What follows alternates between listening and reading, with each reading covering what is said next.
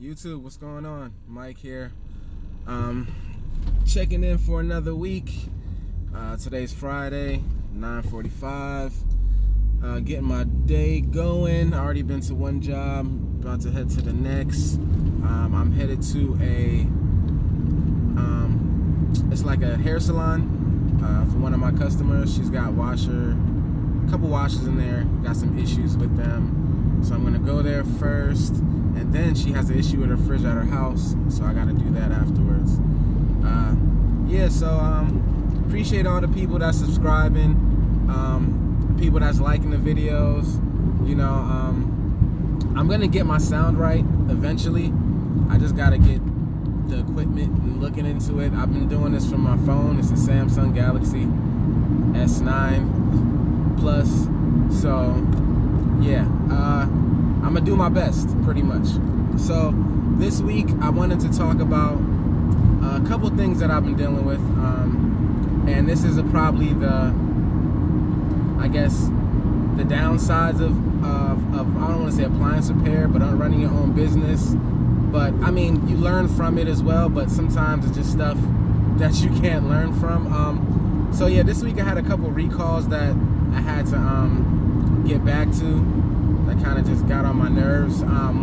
So a couple of them were warranty calls. So warranty calls is different. So for instance, I had and if you follow my Instagram, you might have saw the installation of the control board in the washing machine, but ended up having more issues afterwards. So I had to go back, see what the problem was. So pretty much when I got there, the call was GE washer, ended up being a combo unit. Not draining. So I get there, pretty much no power to the washer. Nothing was turning on, nothing. Dryer was fine, so I knew it was getting power. Then I checked the board, power's going to the board, but not getting power back out, going to the smaller board that controls the interface pretty much. But anyway, got the board, got it approved, came back, put the board in, it drained the water out and tried to spin. As soon as it tried to spin, the door is trying to lock. Like, it started to drain and then it had in a spin drain cycle. So it tried to start to spin, door trying to lock, door can't lock. Door is not locking. So that's just another issue. Now it needs a door lock. So I have to call the warranty company, let them know. They approved it, but I just have to go back for it. Another issue. What I did was I had a ice maker on an LG, and it's a defective ice maker. Pretty much more of the story. But I put the ice maker in. This is a COD call, not a warranty call.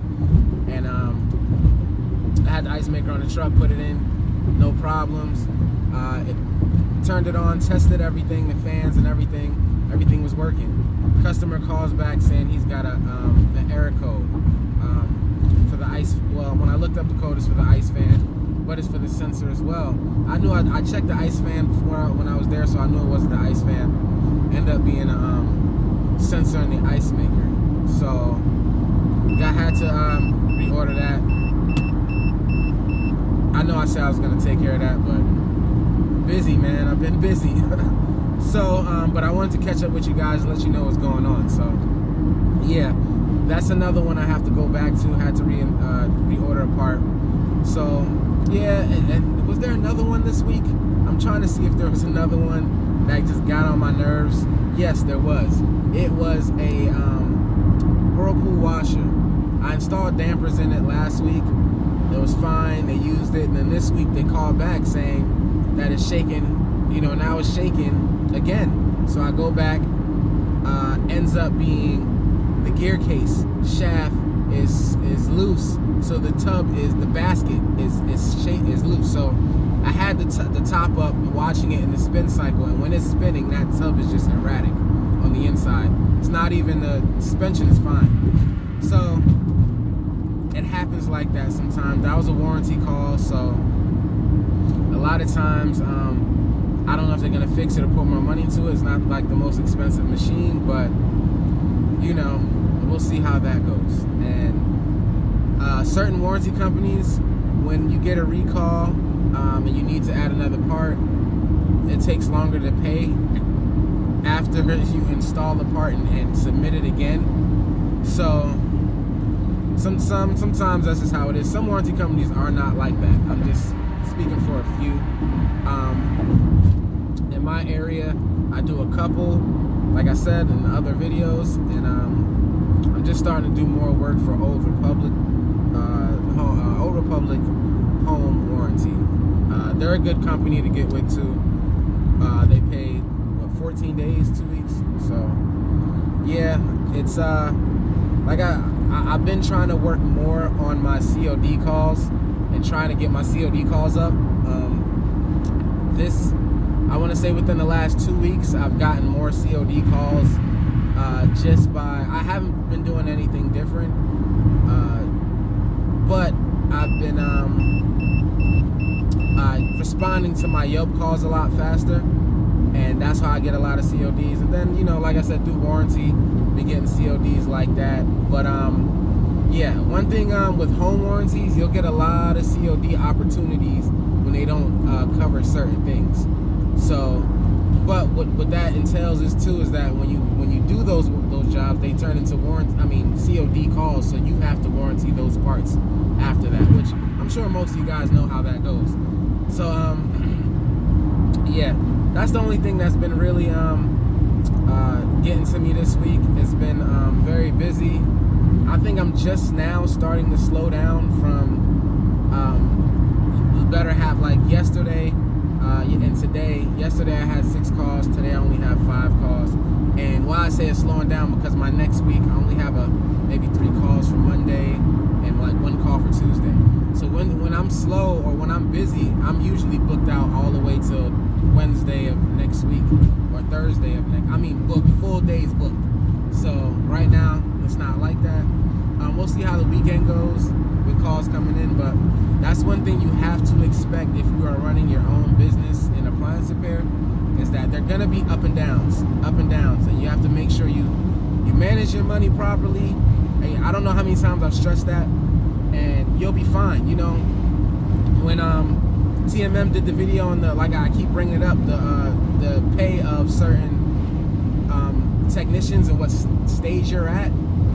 Once you get to the high paying or high level tech, getting 4+ calls a day, you're gonna be making at least 15 or better a week if you're doing 4+ calls a day, and those are completed calls. I don't know if it's COD, I don't know if it's warranty, but let's just say it's 4 completed COD calls a week. You're gonna make more than that. So for me, I just have to know how to budget myself, and like I said, I do on average 6 to 7 calls a day, and like the last couple weeks, some days I've been up to 8, 9, 8, 9. I'm like, it's only so much you can do like by yourself for a certain amount of time. I couldn't keep going on like that. I had to slow it down a little bit, get my bearings up, bearings back, and pretty much recover. But that's the thing with appliance repair. You can delegate the type of how much work you want to do when you're established, or when you're with certain warranty companies, or when you're with a number of warranty companies, because I don't want to say you get with one warranty company and they're going to send you 5, 6, 7, how much ever calls you want a day. It doesn't work like that sometimes in some areas. So yeah, certain areas, like I said, it might be that warranty company might be dominating and they'll give you a lot of calls. Certain areas, certain warranty companies are not doing that great. In my area, I might have a company that sends me 5, 6 calls a day, but in your area, it might be 1 or 2, so you got to keep that in mind. Always shop around, but like I said, these are for the guys who are already trying to start their business or running their business. If you're working for somebody, the main thing you want to do is time management, making sure because if you get a certain amount of calls in a day, and depending on the company you work for, you have time for diagnosing, time for installation, time, certain times to do whatever you have to do. I remember when I was working for a company and I had 9, 10 calls in a day, and only so much time in a day. And then when I was working for that company, I did more of an area than I'm doing for myself. So the drive times were a lot longer than what I'm doing right now. Sometimes the drives were over an hour to get to certain places. So, you know, you got to keep that in consideration in what you're doing out here. If you see on my Instagram, there's been times where I run into jobs and I have to check the wiring diagram. I have to see what's going on. For instance, I had a Kenmore dryer, no heat. So I get there, no heat. So, you know, I'm hoping it's an element, thermostat, whatever, because I know I got all the parts for that. Come to find out, everything checked good, still no heat. So, knowledge that I know is that you're gonna get power. You know, it's electric dryer, and this is electric dryer, just to be clear. So you need 240 for the dryer to heat. You know, 120 for the motor, another 120 for the heating element, 240 for the for pretty much. So I was only getting 120 on one end to the heating element, and one way comes through the control board, the other one through the motor. So you don't know if it's the motor switch, or you don't know if it's the control board relay. So I pretty much had to trace the wiring back up, check to see where I'm getting power at, if I'm getting it through. But pretty much I found that I wasn't getting power through the relay on the control board. How I tested it was to make sure. I mean, I knew it was that, but I bypassed it just to make sure to see the heating element come on, and it did. Took it apart, put it back, got the part ordered, and that was a done deal. But it took longer than I wanted to, is what I'm saying. I had a busy day that day, and I'm thinking, all right, this job's in and out. I'm checking everything, nothing. You know, no. And I'm like, oh man. So now I have to take more time just to figure out what I need, because you don't want to be wrong. You know, there's been times where I've had to change the motor running fine. It's just that it's not, you know, the switch is bad, so it's not sending the power it needs to the heating element. I had to change the motor in certain cases. So, you know, those little things, it's a lot to be a business owner. You know, you watch a lot of my videos, if you haven't, but if you watch a lot of my videos, I say the same thing. It's not easy. Some days I'm just like overwhelmed, and I have to, you know, just take a break, chill out, and just unwind. You know, there's nothing for me to recharge and be back up the next day, because this is what I love to do. This is what I want to do, so I'm gonna do it. And this is how I make a living. And I have a lot of customers that rely on me, and the more that the time is going by, I'm starting to realize I'm getting a lot of return customers, and that to me is great. Like, hey Mike, you know, they usually text my phone, and I'm always like, can you please call the office, because you know, if I'm working on a job, I can't set people up or get them scheduled. Like the job I'm headed to now, I've been to this lady, I've known her for years, but I met her when I first started my business. She was one of the first warranty calls I did. She actually doesn't have the warranty company anymore, because she's got my number, so I'll just call you. And then I've done work at her. She has 2 salons, actually 3 salons. So I did work at 2 of them before, fixed them, you know. So great customer. She texted me and was just like, hey, when can you come by? I'm like, I'm on a job, do me a favor, just call the shop, she'll get you set up.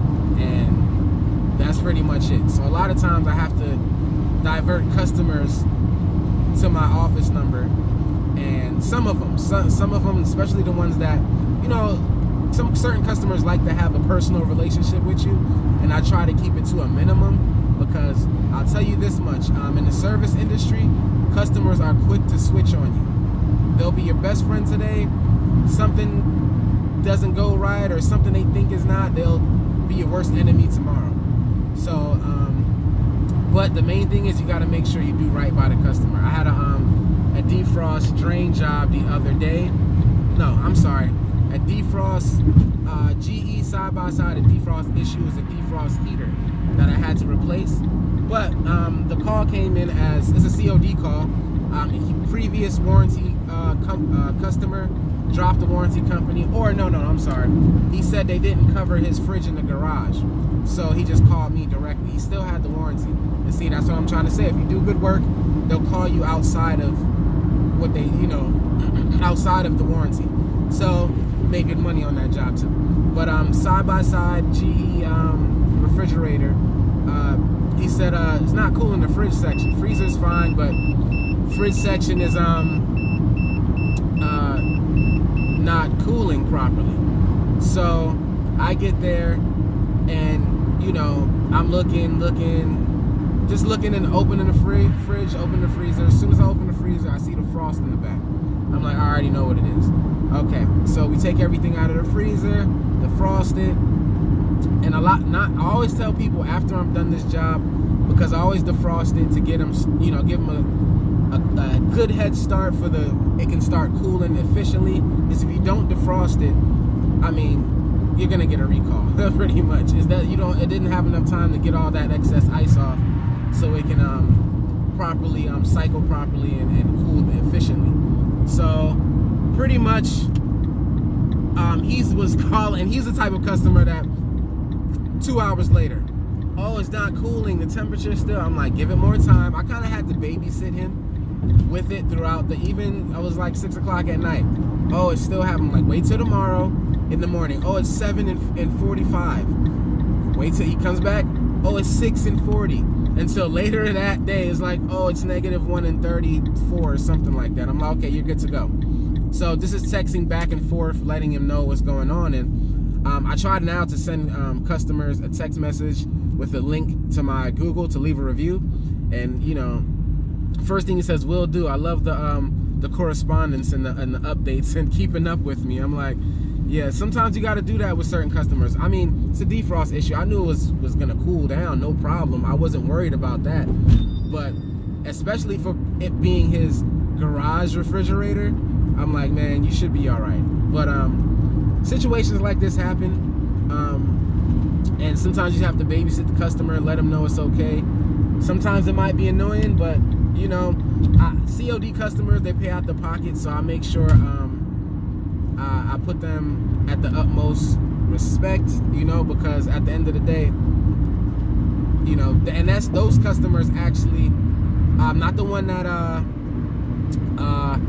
I got through the warranty companies, but the one that pretty much I had the LG ice maker I was telling you about. I had to reorder. He found me through somebody referred him to me, and he went through my website and actually booked an appointment. So I always say I have to renew my website every year, but if I can get 1 or 2 calls from that website, it'll well enough pay for itself. And actually this year I've gotten about, I want to say 4 calls from my website. I don't get much calls from my website, meaning that people go on my website, click a service request, and send an email through that. Sometimes they go on my website and just call my number directly. That happens a lot more than people actually sending a service request through the website. So, but you want to be professional, because I had the guy saying, man, I really like your website. I'm like, that's cool. I mean, people are looking. Another thing too, my dad keeps bugging me about is getting with the Better Business Bureau. Man, they want some money when I looked into it. And I'm just debating whether I should or not. So that's another thing. It's going to be beneficial. He's like, you need to just write it off, which I'm going to, but it's just, I'm kind of just hesitant on it because it's just being accredited and they want a certain amount every year. That's a whole nother thing you got to look into. There's Angie's List, there's all these companies you can be, accredited with to make it, I guess give a boost to your company, I would say. So I don't know, I'll look into it. Oh, update on getting my van wrapped. I got with a company. They wanted a lot more than what I wanted to do, so I'm just still shopping around just to be sure that I get the right deal. And yeah, that's pretty much it. Like I always say, guys, any questions you have, just ask me. It's better to ask me on Instagram than YouTube, because I can get to Instagram faster, and I'm on there a lot because I upload pictures throughout my day, what I'm working on for the most part. So yeah, I appreciate all the love and support, man. Main thing is putting good energy out there to get good energy back. I'm a big believer in karma, and that's why I always do customers right, because I feel like I'll get good customers. That's my main thing. Do right by people, and people will do right by you. Like I said, for the most part, there's always going to be a couple exceptions, and that's with anything, but general idea is the same. You know, just do right by people. There's been times I've helped people, or I told myself, man, you know, you can't always help people because it might end up biting you in the butt, and it's happened here and there, but those are stories for another day. But oh, also, I just put it right here. Shout out to one of my I want to say one of my elders in the game. Shout out to him. He got me onto this. It is ice maker diagnostic tester. You put this on the ice maker. You have a series of buttons. It tells you what to do on here to test the ice maker. I got this on eBay. It's very hard to find, so I can try to put it in the description. If not, you can message me for it. But it cost about $100 to get it, but it's definitely worth it. And I'm a gadget person. I like tools, so I like to look high tech when I'm in customers' house, and because you'd be surprised how many times they're like, "Oh man, you got the right tools. You look all fancy," and I'm like, it's funny to me. So yeah, Brother Ty, I don't know if you watch or not, or we call him Brother Durham. Appreciate that. There's a lot of little tools and stuff. If you watch my last video, you can get. I'm probably gonna. It's actually a couple that I missed that I should have put in the video that I forgot. So I'm gonna do another video, but it's a couple more tools that I've ordered that I want to add on to it. So I'll just wait for all that to come in, and you know, that's pretty much it. But like I said, appreciate all the love and support. Just trying to add to the appliance repair industry, and you know, that's pretty much it. But all right, guys, till the next one.